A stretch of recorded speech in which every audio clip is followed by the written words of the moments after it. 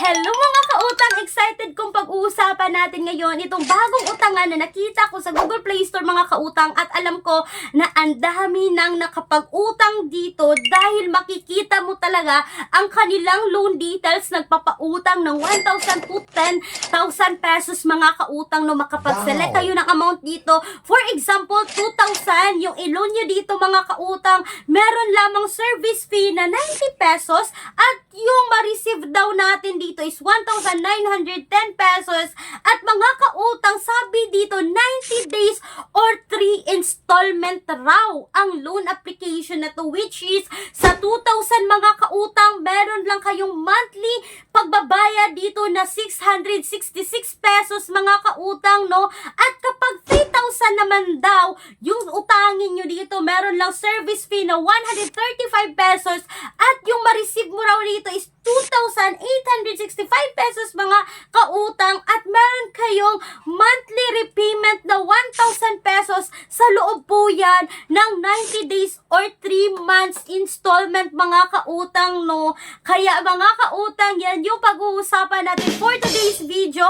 Hayaan nyo muna ako kung legit nga ba na ganito yung ma-receive natin, kung wala nga bang ibang tinatagong charges yung loan application na to dahil mga kautang ang dami nang nagbigay ng ibang comments nito, ang daming nang nakapagsubok nito sa loan application na to, which is mga kautang makikita sa Google Play Store or sa App Store mga kautang na naka-site registered at hindi submitting entities at hindi po accessing entities sa CIC. Itong si Masaya Cash mga kautang na under po ng Snap Cash Lending Incorporated mga kautang no, na naka-registered pa naman siya, hindi pa siya nakasali sa revoke list mga kautang, na tumatanggap ng SSS, UMID, passport, driver's license, or national ID. So alam ko mga kautang, ang dami na nating mga national ID na nagsilabasan at mga kautang pagbukad pa lang na loan application na to is kailangan na nilang i-access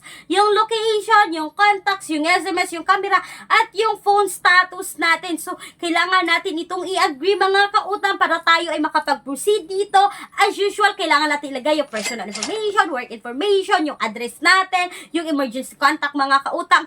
Sim lang talaga kung paano tayo mag-apply sa kahit anumang utangan online. At yes, mga kautang, tumatanggap po ito ng GCash, si Masaya Cash. So, eto na nga mga kautang, no, sinubukan ko talagang i-proceed yung pag-utang dito. Sad to say, hindi po ako na-approve kay Masaya Cash, mga kautang, no. Kaya, isi-share ko ngayon sa inyo mga kautang. Sabi ng isang commenter mga kautang, noong May 2, 2025 mga kautang, sabi niya, grabe ginagawa ng mga tauhan ng Masaya Cash, wala pang due date, nagbabanta na agad na ipopost sa social media ang picture. Kaya huwag kayo magdiwala sa mga tao at hindi secure ang identity nyo at mga kautang nang haharas pa sila at 7 days pala yung inutang mo, akala mo tatakbuhan mo. So mga kautang, sabi niya 7 days lang raw. So hindi legit na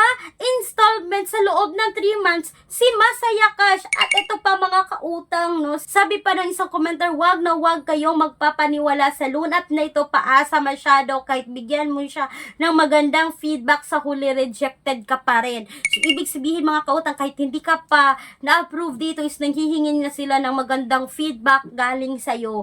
At ito pa mga kautang no, comment noong April 14, 2025. So mga kautang, wag kayo maniwala sa loan app na ito. Unang apply ko, na-approve naman amounting 1,000, but yung nakarating sa GCash ko is 650. So mga kautang, hindi legit, no? Hindi legit yung pinapakita nila sa loan details kasi mga kautang, so 1,650 lang daw. Tapos mga kautang, pwede na raw daw siyang makapag-relon agad. Yung offer is 1,500. Tapos, yung binawas is 975 pesos. So, mga kautang, ang daming naluko dito kay Masaya Cash na akala nila ay legit yung sa loan details. Pero, hindi pala mga kautang, no? At sabi pa ng isang commenter na, don't try. Garapal mga agent, walang modo. Don't try this loan app. They will harass you mga kautang. Tatawag sila sa contacts nyo kahit 2 days days ka palang delayed. O, syempre mga kautang, kasi na-delay na kayo ng 2 days, tatawagan talaga kayo at idadamay na yung contacts nyo. At mga kautang, sabi pa niya, yung nahiram niya dito is 300 pesos, yung na-receive niya is 195 pesos sa loob ng 7 days. At naharas pa siya dito mga kautang, no. So for me mga kautang, it's better talaga, no, na makabasa muna tayo ng mga ibang comment bago kayo mag-apply. Kasi what if mga kautang, nainganyo din kayo na ipapatuloy yung pag-utang dito dahil nga sa loan details na makikita nating napakagandang utangan, pero at the end pala ng application natin is napakapangit pala na loan application na to. And that's a reality, Masaya Cash, kasi mostly yan yung pong nakikita ko na nagbigay ng comment ito ng mga borrower. At sa akin na naman is hindi naman ako na-approve dito, but yung iba is na-approve mga kautang, no, na dismaya talaga sila dahil 7 days lang pala yung loan application na to.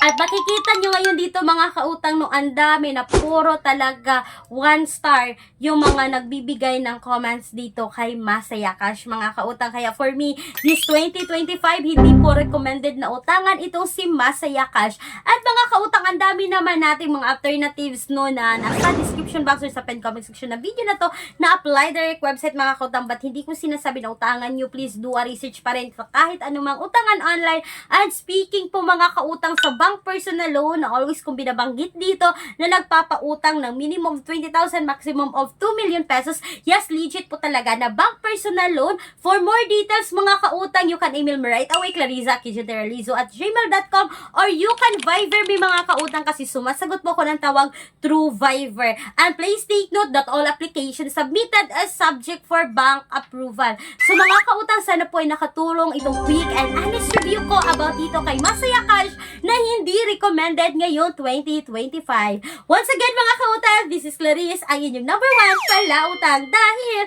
utang is life. Bye bye bye mga kautang!